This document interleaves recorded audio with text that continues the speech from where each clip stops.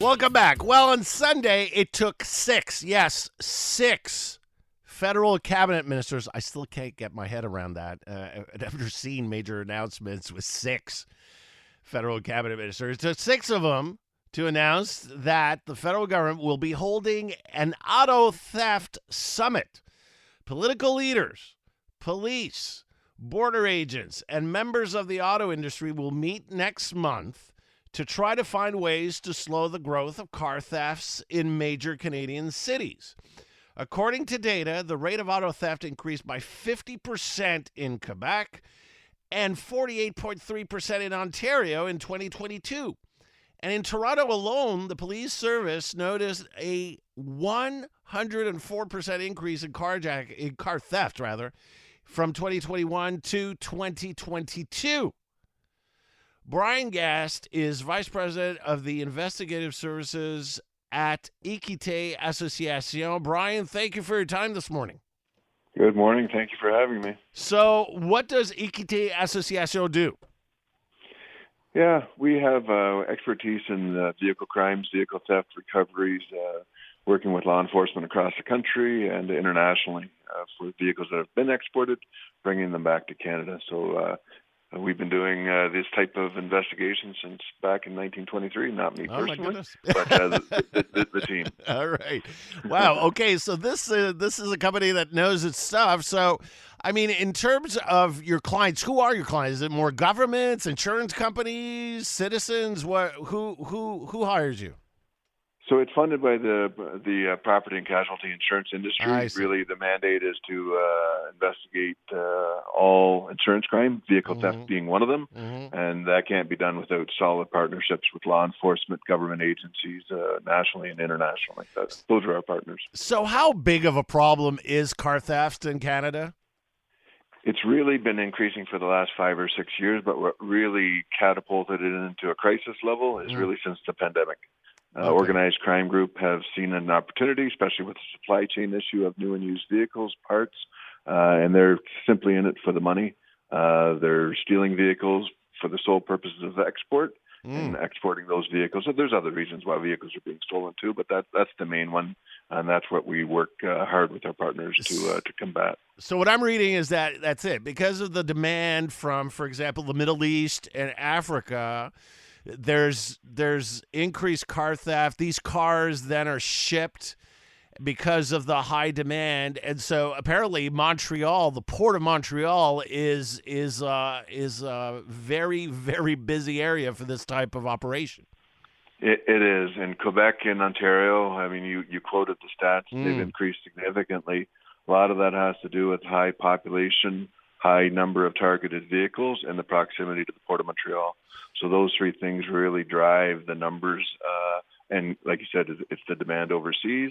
And right now they're considering Canada to be a source nation for stolen vehicles. So that's what's really welcome news of this of the summit coming up February the 8th. So why is it welcome news?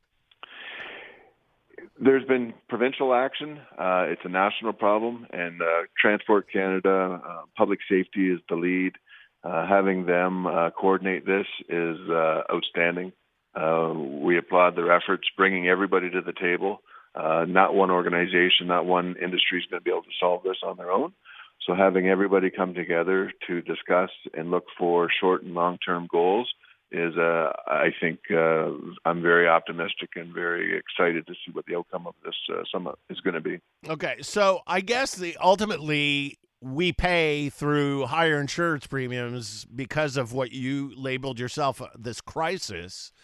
What other costs are there for society? I mean, why would this need like this full court press efforts of all the governments, all the players involved in this at this juncture? Yeah, so not only was it a $1.2 billion cost to Canadians, that's what the number of vehicles that were stolen in 2022. Beyond the financial side of it is the public safety side of it. And that's what's extremely concerning now is these organized crime groups that are participating in doing this or funding their criminal operations, furthering their drug trades, firearms, carjackings are up. these drugs and other criminal activity that is funded by vehicle theft, vehicle crimes, is staying within the community. So it's not just the vehicle that's being stolen; it's what the proceeds of these crimes are, funding organized crime, funding terrorism. So it's a significant issue to all Canadians, whether you've had your vehicle stolen or not. The elements of the risk factors of crime and the influences of crime in the community is significant. And I think that's really why public safety is so engaged with this. So the summit is scheduled to take place on February 8th. So at the end of the day, on February 8th, what would you like to see the federal government announce? Yeah, working with all partners, making it harder to get the vehicles out of the country, looking for significant consequences when it comes to criminality. And there's been a good first step with that with the Solicitor General's office, with the dedicated prosecutors in Ontario. I'd like to see that across the country. If you get caught doing, or when you get caught doing vehicle crimes, it's not seen as a property crime, a victimless crime. There should be serious consequences, really, to drive home that deterrent factor. And then making the vehicles harder to steal in the first place would be a significant step forward as well. So tell me more about that. What would we need to do as a population to make it harder for cars to get stolen? Yeah, there's a few folds, few concepts with that. One is the public awareness, just how to protect your vehicle, and then working with the manufacturers, identifying the vulnerabilities of the cars. The vehicles in our top 10 list that we produce every November, Ontario, Quebec, they're all the same, newer models, push-to-start vehicles, different brands, different models, mostly SUVs and pickup trucks. But it's those vulnerabilities that come with convenience, just trying to balance that to make sure that the vehicle is protected and cannot be easily stolen.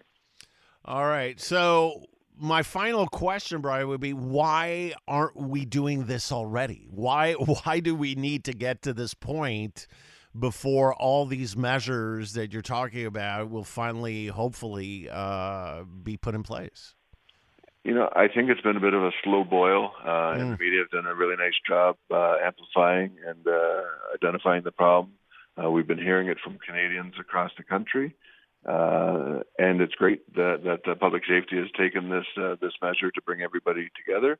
Because it was being done regionally in silos, no fault to anybody, it's just the way that it all worked out. So this will be the first time where everybody comes together, all levels of government, law enforcement, different industries that are involved, and that's why I'm optimistic. This is a good step forward to have everybody together. All right, Bryan, thank you so much for your time. Appreciate your insights.